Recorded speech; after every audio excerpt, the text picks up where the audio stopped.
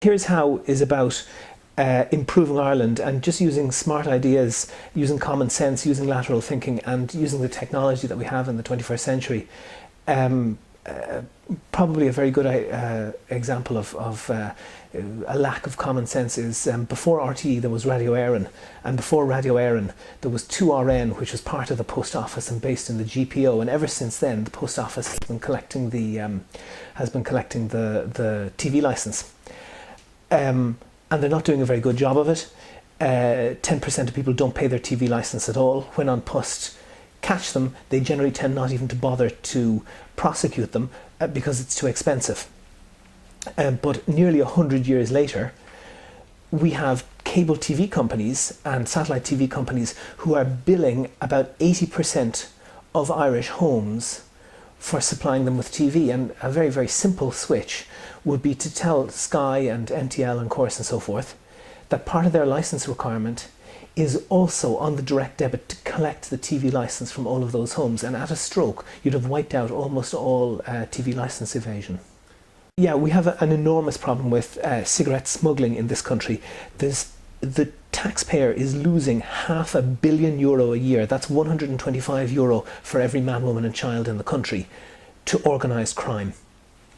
And the smugglers are clearly getting access to vast amounts of cigarettes, and obviously those cigarettes are coming from the tobacco companies. They're supplying them with cigarettes. The tobacco companies claim that they don't knowingly supply smugglers with cigarettes, but there's quite a lot of evidence to the contrary. BBC and Channel 4 both did documentaries on this. But if you want to see why somebody is doing something, you really just have to look at the motivation. And the tobacco companies have two very good reasons to supply the smugglers. Number one, because they make a lot of money. And number two, because it's now not quite impossible, but getting very, very difficult for children to get access to cigarettes legally. And smugglers have no qualms about selling cigarettes to children. And in fact, around here, the children are actually the people who are going around door to door. The people going around door to door selling cigarettes are 12, 13, 14 years old.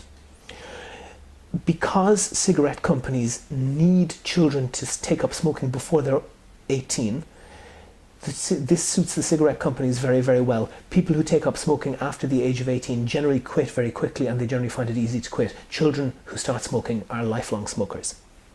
The financial measure of increasing the price of cigarettes with tax to deter smoking and to deter child smoking in particular generally works. It's quite expensive to smoke, therefore people smoke less and children smoke even less.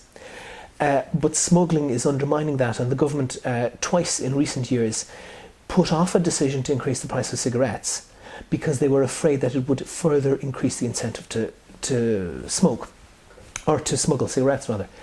And the difficulty with that is we have the government being held to ransom by smugglers, and the cigarette companies are benefiting from this an awful lot.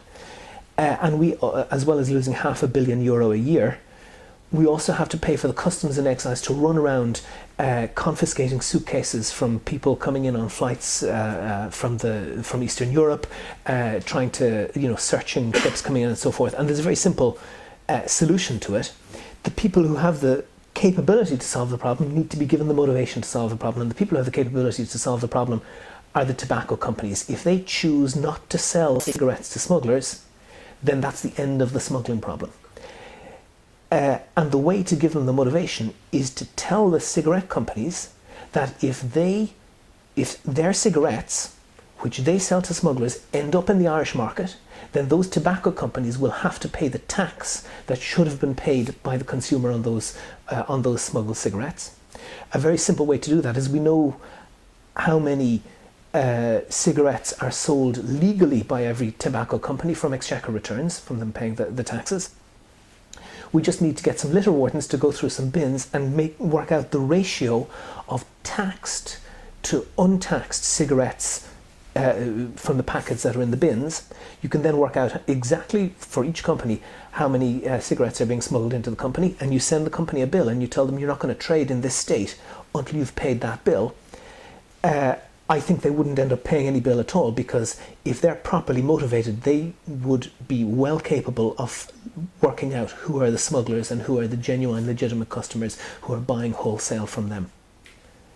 Supermarkets with the beeps every time you buy something, they have a huge amount of data which they actually sell to various companies for marketing purposes. But this information can be very useful to consumers as well. And one thing that we need to do is to empower consumers and to just give them the data that they can use to improve competition in the market, and also to improve their own understanding about the contents of the food that they're eating and so forth. So the very first thing that they could do is just be required to put on their websites a listing in a database of every product that they're selling and the prices. They wouldn't need to present it in a terribly fancy form or anything like that, but just in a plain text. And what we could do then very easily is a little bit like the insurance comparison websites that you see advertised. You could have supermarket comparison websites and allow those websites, whoever chose to set one of those up, to automatically compare the price of each product at every supermarket.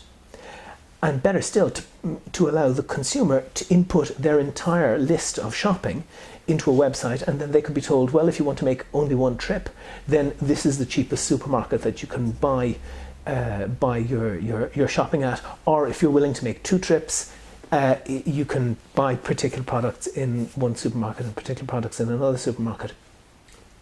You could expand that then and say, let's not only put the prices of the products in there, but also the actual nutritional ingredients of the product, and that would allow websites that advise people on the health of the food that they're eating.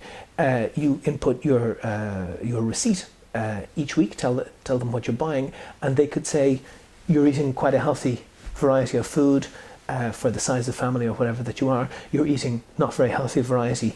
Suggest things to add into your diet or to take it out.